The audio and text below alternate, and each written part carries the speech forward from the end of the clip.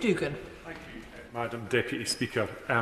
It's a great pleasure to have an opportunity to speak to this bill. I would have thought it would have been a pleasure enjoyed by many more people on the government benches.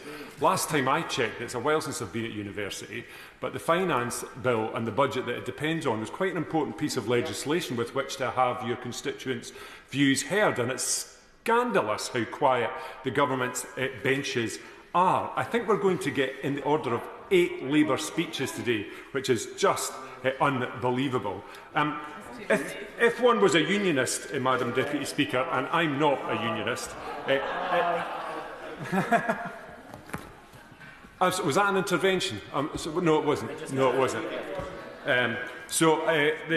This would be an opportunity. The government had an opportunity with the mandate that they had to create a budget for change, but this is a budget that will leave millions worse off. The budget last month had some moments of cheer in it, and I'll touch on them now because it won't take long. There is a scope within the finance bill for increased investment. The SNP called for that. There is scope within the budget for increased funding for the NHS all across the United Kingdom, again, which the SNP called for, and it's welcome to see it. And tackling the most elite of all the elites, the non-DOMs, is welcome too, as is the ambition to tackle the scourge of vapes. But thereafter, Madam Deputy Speaker, we're into serious difficulty. And I'll start with clauses 15 to 18 in the bill. A further and final attack on North Sea oil and gas, on Scotland's natural endowment. The UK has drawn billions, hundreds of billions of pounds from the North Sea over the course of my lifetime, the last 50 years. And it's almost as though they're addicted to it, so much so they're going to kill the goose that lays the golden egg. They're hiking taxes, eroding allowances and driving investment from the North Sea in the businesses that are precisely the ones that we need to drive the just transition to net zero in the places that we need them. What other state would attack one of their own industries in this way? It beggars belief, and it will come home to roost in spades, and it will not shift the dial towards the net zero future that we're trying to get to one bit. The oil and gas that is being displaced from the Scottish sector by this government's ineptitude will be replaced by oil and gas from other jurisdictions where the tax will be paid and where doubtless human rights are very much worse. Moving to clause 61 on the universally detested provisions for agricultural property relief. It's simply unbelievable the way this government has manipulated the figures to justify this mendacious attack on one of the most noble professions anywhere in the world, and certainly across these islands. The idea that 70% of farms will not be affected by this, and the fact that the government habitually quote a circumstance where 2 parents bequeath a farm at the same time, which almost never happens, shows that they know themselves, Madam Deputy Speaker, they're on shaky ground. If the problem is non-farming enterprises investing in tax-efficient ways in the purchase of agricultural land, well then tax that. That is what the government should have had the bravery to do. There is no material enrichment from inheriting the family farm.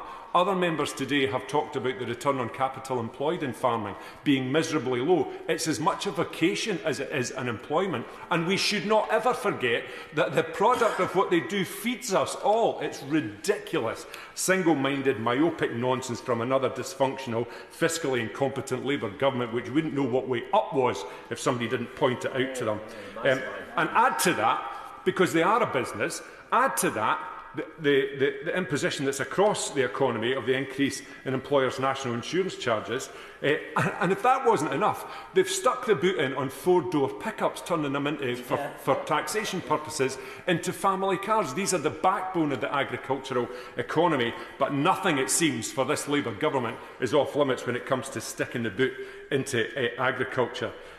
And what government seriously takes on the people that produce our food? And let me just remind the government, because I'm guessing, but I'm pretty certain they won't know, malting barley is the prime ingredient in the Scotch whisky industry, which produces, again, billions for the UK exchequer. I'm very happy to give way. I thank the honourable member for giving way.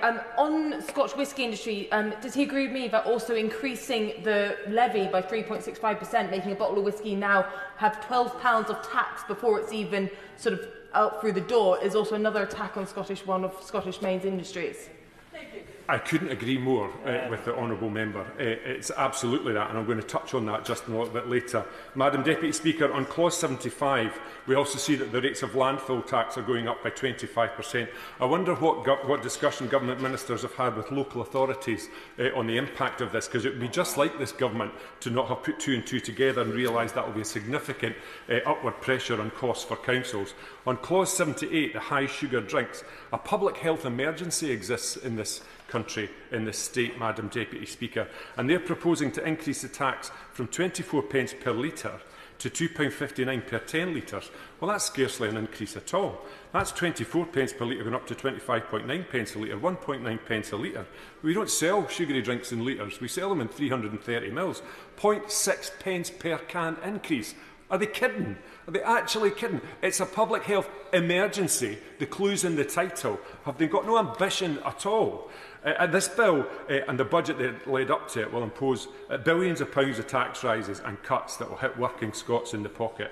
We see our old folk freezing in their houses as a result of this bill and the budget that underpins it, and young people as a result of it will be chasing fewer and fewer jobs with lower and lower wages.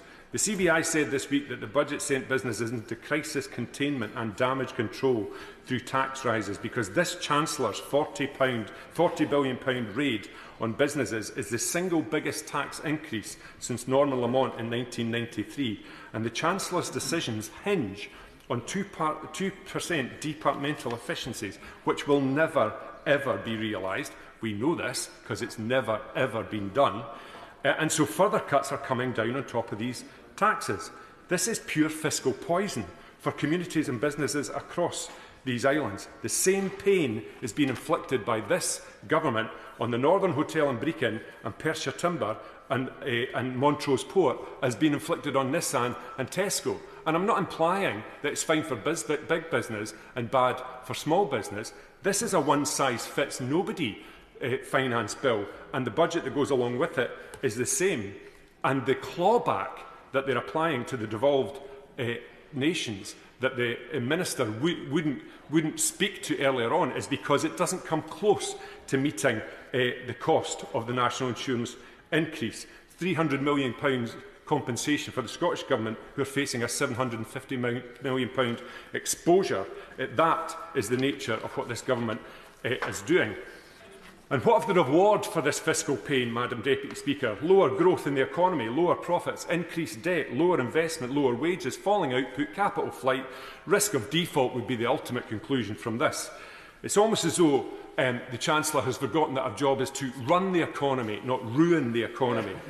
And it will be a matter for separate debate. I know that, and I don't want to test your patience, Madam Deputy Speaker, but the raid on employers' national insurance will devastate small businesses, charities and the care sector, and it will cost Scottish Public Services, direct employees of the public sector in Scotland, £600 million. And when you include the partner agencies that work with our NHS and our care services, that's going to be very much higher indeed. Supermarkets and other retailers have also said that the inevitable result of the Chancellor's changes will be higher prices for consumers. They make a great play about not raising taxes. Well, it amounts to the same thing when your wages are suppressed and prices are going up.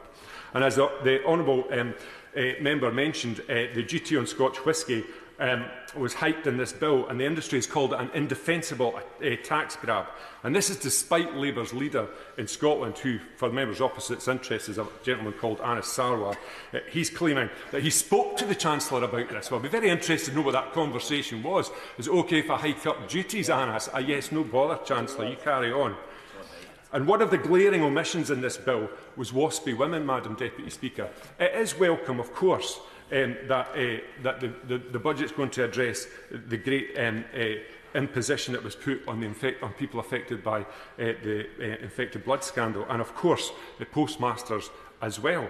But these were caused by the Post Office and the NHS and others, whereas WASPy women was caused by the UK government. That is the great tragedy that was caused by government, yet it's the one that isn't addressed in this bill or in the broader budget. And it's little wonder, therefore, that polling last week in Scotland showed that 75% of Scots feel that they're going to be worse off, or certainly no better off, as a result of this budget. And since the Chancellor has delivered the... I'll be very happy to give away in a wee second. Delivered our budget. Supermarkets, farms, pubs and telecom providers are all warned that these decisions will be inflationary. Madam Deputy Speaker, I was wondering whether or not you thought it was fiscally responsible. Sorry. I was wondering whether or not the member thought it was fiscally responsible for the SNP Finance Minister to have used all of the 460 million from offshore wind. You've spoken a lot about the government, and I was wondering whether you thought that that was appropriate. It's with great regret, Madam Deputy Speaker, I'm not entirely sure what the honourable member is talking about. So I'm very happy, if she would like, I'll catch up with her afterwards and we can find out exactly what's concerning her, and I'll make sure that she's got all the facts that she needs. And just, Madam Deputy Speaker, when mortgage payers thought things were going to stabilise and the worst of the last UK government's fiscal incompetence was over, major banks are now talking, since the budget, about an increase in rates that they are able to offer. During the election, and many honourable members have talked about what was said before the election and what has come to pass after the election, the Prime Minister promised that there would be a £300 reduction in energy prices, but we've seen that that is not the case, and the energy prices are £149 higher, and they're going to go up £21 in January. So there are a £470 honesty tax on energy bills across the United Kingdom as a result of what people were told was going to happen before the election and what has actually come to pass at the hands of this Labour government. I'm very happy to give way. Thank you, Madam Deputy Speaker. The honourable gentleman talks about honesty. It'd be good to hear. It sounds like he's read our manifesto. Did we say that we reduce energy prices by November 2024? And did we say we would raise the minimum wage, and did we do it? Thank you, Madam Deputy Speaker.